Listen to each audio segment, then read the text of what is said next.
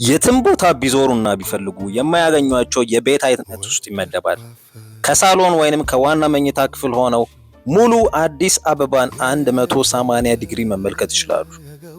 ሌላው የሚያስደንቀው ነገር ደግሞ ምንም አይነት ግንባታ ቢደረግ የእርሶን እይታ የሚሸፍነው ነገር አይኖርም። ምክንያቱም የሚገኘው መገናኛ ቶፕ ሂል ጫፍ ላይ በመሆኑ ነው። እንደዚህ አይነት ቤቶች በብዛት በሌሎች ሀገራት በታዋቂ አክተሮች እጅጉን የሚፈለግ የቤት አይነት ሲሆን አፓርትመንቱ በወለል አንድ ቤት ሲኖረው ጠቅላላ G+4 ሆኖ የተሰራና 4 ነዋሪዎች ብቻ ያሉበት አፓርትመንት ነው።